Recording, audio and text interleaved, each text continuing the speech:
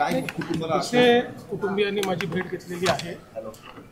मी त्यांना आश्वस्त केलेलं आहे की केवळ या प्रकरणापुरती आपण कारवाई करायची एवढंच मर्यादित नाही, तर पुढे अशी प्रकरणं होऊ नये म्हणून काय काळजी घेतली पाहिजे या दृष्टीनं आम्ही कारवाई करण्याचा प्रयत्न करतो आहोत। आज कमिटी देखील या ठिकाणी जी मी तयार केली होती ती आलेली आहे। ती कमिटी सर्व प्रकारच्या ज्या काही गोष्टी आहेत त्याच्यामध्ये लक्ष घालणार आहे आणि एकीकडे या प्रकरणी तर जे काही दोषी आहेत त्यांना शिक्षा झाली पाहिजे, पण भविष्यात असे प्रकरण होऊ नये म्हणून आपल्या SOPs तयार झाल्या पाहिजेत या दृष्टीनं आमचा प्रयत्न आहे। निश्चितपणे त्या दृष्टीनं आम्ही काम करू।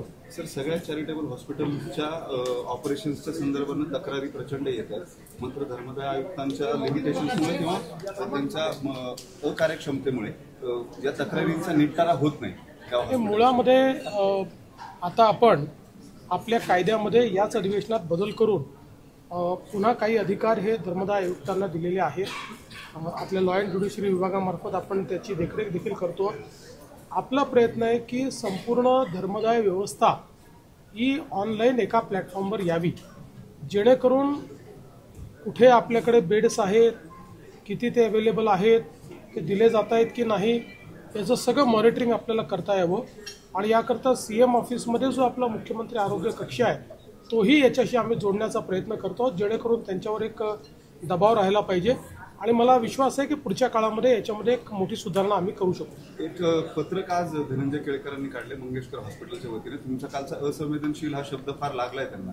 त्या ट्रस्टीजनी काल मीटिंग घेऊन आता ऍडमिशन्स जे आहेत ते विदाऊट डिपॉझिट होतील असं म्हटलं। दुसरी गोष्ट, ज्या असंवेदनशीलतेचा तुम्ही उल्लेख केलेला होता ती आम्ही पुन्हा तपासून घ्यायचा निर्णय केलाय असं केळकर पत्रात म्हणाले। मुळात एक गोष्ट आपण सगळ्यांनी लक्षात घेतली पाहिजे की दीनानाथ मंगेशकर हॉस्पिटल हे स्वर्गीय लता दीदी आणि मंगेशकर कुटुंबियांनी खूप मेहनतीतून उभारलेलं आहे।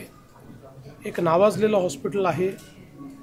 या हॉस्पिटलमध्ये अनेक प्रकारच्या शस्त्रक्रिया आणि अनेक प्रकारचे उपचार होतात, त्यामुळे सगळं काही या हॉस्पिटलचं चूक आहे असं म्हणण्याचं कारण नाही, पण कालचा प्रकार हा मात्र असंवेदनशीलच होता। जिथे चूक आहे तिथे चूक म्हणावं लागेल, ती चूक सुधारावी लागेल। जर ते सुधारण्याचा प्रयत्न करत असतील तर मला त्याचा आनंद आहे। आपल्या या ज्या समित्या आता नेमलेल्या आहेत धर्मदाय आयुक्तांच्याकडून नेमलेली समिती आणि आरोग्य विभागाची समिती, काही फाइंडिंग्स आल्यात का समोर? नाही, प्राथमिक फाइंडिंग्स आहेत, पण जोपर्यंत आम्ही नेमलेल्या कमिटीचे फाइंडिंग्स येत नाहीत तोपर्यंत त्याच्यावर बोलणं हे अर्धवट। खरं तर आंदोलन खूप चालू आहेत। आता एक आंदोलन तिथं केलं जाते, खरं तर हॉस्पिटलच्या टेरेस जाऊन 2 आंदोलन करते आणि त्या ठिकाणी गुन्हा दाखल करा अशी त्यांची प्रामुख्याने मागणी। मला असं वाटतं की असले प्रकार करणं काही योग्य नाही आहे। त्याची जर दखल घेतलेली आहे तर त्या संदर्भात जीही कायदेशीर कारवाई ती आम्ही पूर्ण करू, पण विनाकारण शोबाजी करणं वगैरे हे बंद झालं पाहिजे। काल भाजपच्या महिला आघाडीनं तोडफोड केली होती हॉस्पिटलची आणि ते त्या घैसासांचं नाहीच, म्हणजे त्यांच्या आईंचं आणि कोणाचंही असलं तरी अशा प्रकारे करणं चुकीचं आहे। महिला आघाडी कोणाची असो, ती भाजपची असली तरी हे चूक आहे। सर, हिंदी में बताइए, पीड़ित परिवार ने मुलाकात की आपसे? 100 दिवसाचा पण एक पीड़ित परिवार ने मेरी मुलाकात दी है। मैंने उनको आश्वस्त किया है कि हमने एक कमेटी तैयार की है, कमेटी आज पहुंची है। इसमें जो दोषी है उनके ऊपर कड़ी से कड़ी कार्रवाई तो हम करेंगे ही, लेकिन उसके साथ साथ आगे ऐसा न हो इसके लिए क्या करना चाहिए उसके SOPs तैयार करने का काम भी राज्य सरकार करेंगी और धर्मदाय आयुक्त को उस प्रकार से हम लोग निवेदन करेंगे। प्रोटेस्ट हो रहे हैं और क्राइम रजिस्टर करने की बात की जा रही है, ठीक है, वो हर चीज़ करेंगे जो भी मुनासिब इसमें होता है, जो जो चीज़ें करने की आवश्यकता है वो हर चीज़ की जाएगी। लेकिन क्राइम भी अगर रजिस्टर करना है तो जब तक ये जो अहवाल है ये जब तक आता नहीं है तब तक आप कौन सा सेक्शन यूज़ करेंगे, किसके ऊपर करेंगे, ये सारी चीज़ें बहुत महत्वपूर्ण होती है, इसलिए इसके बाद ही किया जाएगा। पर मुझे ऐसा लगता है कि अब ठीक है, कल तक हम समझ सकते थे कि एक लोगों में गुस्सा था, आंदोलन चल रहे थे, अब कुछ लोग शोबाजी कर रहे हैं, वो भी उन्होंने नहीं करना चाहिए।